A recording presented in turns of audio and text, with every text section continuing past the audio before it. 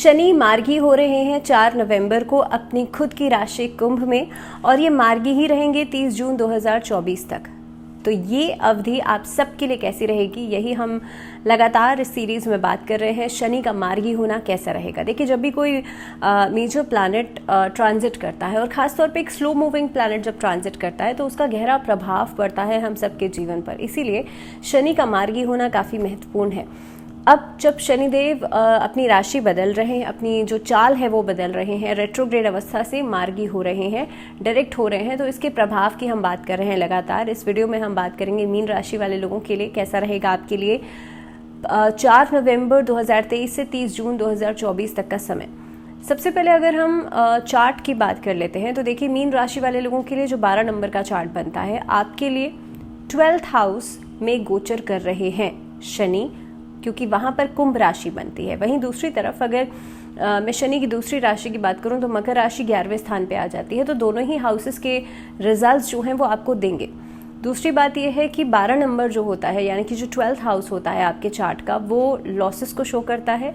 वहीं पर यहाँ से हम ट्रैवल भी देखते हैं। मान लीजिए अगर आप ओवरसीज ट्रैवल करना चाहते हैं तो यहाँ से ही हम देखेंगे। दूसरी बात, अब शनि क्योंकि मार्गी हो रहे हैं, शनि एक स्लो मूविंग प्लैनेट है, तो जब रेट्रोग्रेड थे तो इनकी चाल में तेजी थी, लेकिन जब अब मार्गी हो जाएंगे तो ये फिर से मंदगामी हो जाएंगे। तो इसीलिए अगर कोई ऐसे ट्रैवल प्लान्स हैं जो आपने अभी रिसेंटली प्लान आउट किए हुए हैं, हो सकता है उसमें डिलेज आपको दिखें। हो सकता है कि इस अवधि के अंदर 4 नवंबर के बाद से आपको इस तरह के रिजल्ट्स दिखाई देंगे कि आपके खर्चे जो हैं वो ज़्यादा हो रहे हैं, एंड जो ड्यूरेशन है इन खर्चों का वो कहीं ना कहीं पे रुक रुक कर हो रहा है। यानी कि अब इस चीज़ पर खर्चा हुआ, देन अब इस चीज़ पर खर्चा हुआ। सो जो ड्यूरेशन है वो बीच में आपको रुक रुक कर दिखाई देगा। दूसरी बात, अब हम दृष्टि की बात करते हैं। तो देखिए, एक दृष्टि जो शनि 12वें भाव में बैठ करके डालेंगे, वो डालेंगे आपके 2nd हाउस पर, जो कि धन का जो घर है वो माना जाता है। वहीं दूसरी तरफ यहाँ से आपकी ईटिंग हैबिट्स भी देखी जाती हैं, यहीं से आपका कुटुंब भी देखा जाता है। तो सबसे पहली चीज़ तो आपसी रिश्तों के बीच में जब शनि की दृष्टि पड़ रही है, शनि ऑलरेडी 12वें भाव में है, लॉस हाउस में बैठे हैं, तो जब 2nd हाउस पर शनि की दृष्टि पड़ेगी तो आपकी इनकम सोर्सेस कहीं ना कहीं पे उसमें फ्लक्चुएशंस देखी जाएंगी। फ्लक्चुएशंस के साथ साथ पैसा आएगा, लेकिन धीमी गति से आएगा। आई एम नॉट सेइंग कि पैसा आएगा नहीं, सो आप इस चीज़ को मिसअंडरस्टैंड नहीं कीजिएगा। पैसा आएगा, ज़रूर आएगा, लेकिन धीरे धीरे आएगा। मान लीजिए कि आपने कहीं से कुछ एक्सपेक्टेड है कि आपका पैसा एक सर्टेन अमाउंट ऑफ टाइम में आना है, तो वहाँ से हो सकता है कि कुछ समय लेकर के आए, कुछ डिलेज आ जाए, not because of you, because of other people.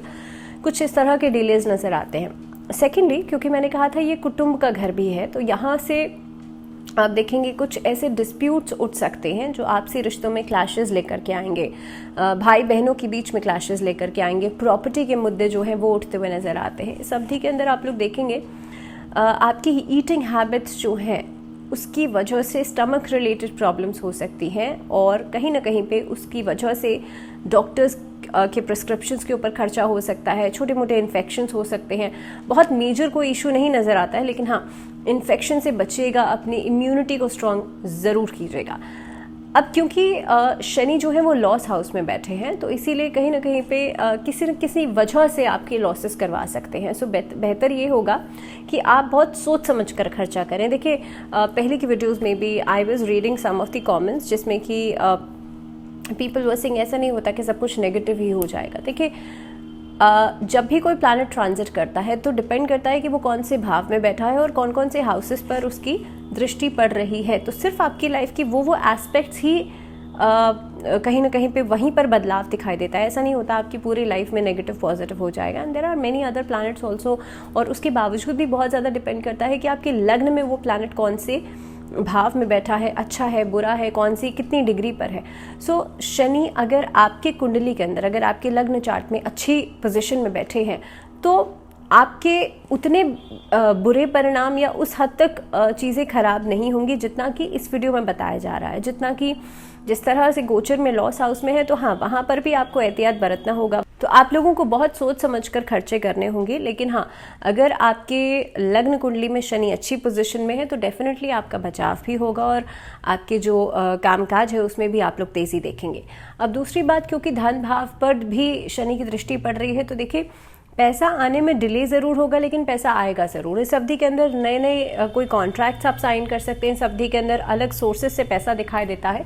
इस समय के अंदर आप देखेंगे कोई नए प्रोजेक्ट्स आप शुरू कर सकते हैं, बल्कि आपका जो हार्डवर्क है वो पे ऑफ ज़रूर करेगा, but you have to be very much consistent. अगर आप देखिए, क्योंकि सैटर्न जो है ना, अगर आपकी कुंडली में ख़राब है तो वो कई बार लेजीनेस लेकर के भी आता है। तो इसीलिए आपको करना सिर्फ इतना है कि एक्टिवली खुद से पार्टिसिपेशन ज़रूर दीजिएगा।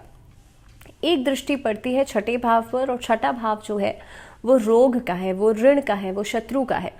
तो अब होगा ये कि एक तो सेकेंड हाउस से आपकी ईटिंग हैबिट्स डिस्टर्ब हो सकती हैं। दूसरी चीज़ सिक्स्थ हाउस से अगर मैं देख पा रही हूँ तो यहाँ पर भी इन्फेक्शंस नज़र आते हैं। तो आपको नर्वस सिस्टम से जुड़ी हुई प्रॉब्लम्स परेशान कर सकती हैं, नसों की समस्या परेशान कर सकती है।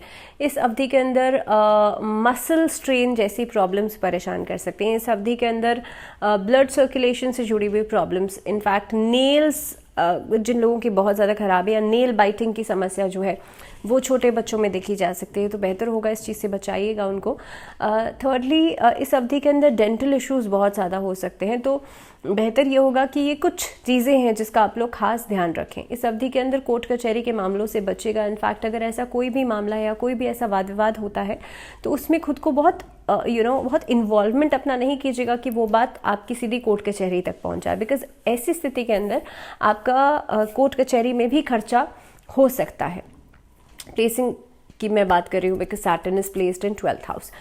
दूसरी बात, यहाँ से भी हम देखते हैं कि शत्रु का भाव भी है, तो कहीं ना कहीं पे आप ऐसे लोगों से बचिएगा जो आपके सामने तो बहुत बहुत सॉफ्ट स्पोकन है, बहुत पॉजिटिवली बातचीत कर रहे हैं, लेकिन एक तरीके से गुप्त शत्रु का काम कर रहे हैं। तो ऐसे लोगों की इंटरफेरेंस अपने काम में होने से बचेगा। अब एक दृष्टि जो जाती है शनि की, वो जाती है नवम भाव पर, जो कि आपका भाग्य स्थान है। यहीं से आपका अध्यात्म देखा जाता है, आपका कितना इंटरेस्ट है किसी भी अध्यात्म में। दूसरी बात, क्योंकि भाग्य स्थान भी है तो कहीं ना कहीं पे आपका लक से कोई भी काम होता है तो वो डेस्टिनी आपकी यहाँ से देखी जाती है।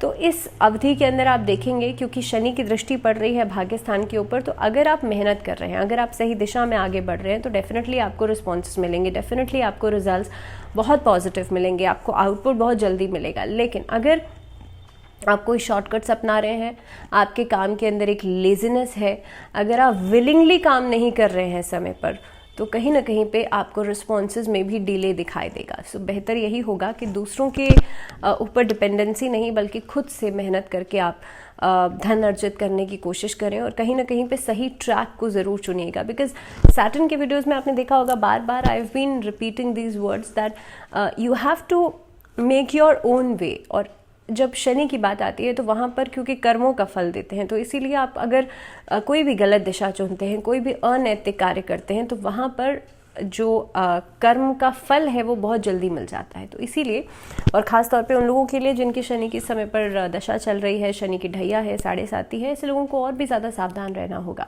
तो इस अवधि के अंदर अगर शनि आपके लग्न चार्ट में भी अच्छी पोजीशन में है, लेकिन गोचर में द्वादश में है, तो भी आपको कोशिश ये करनी है कि भाई आप हार्डवर्क का साथ नहीं छोड़ें, because this is the only thing जिसमें कि आपके लिए स्थितियाँ बहुत सकारात्मक रहेंगी।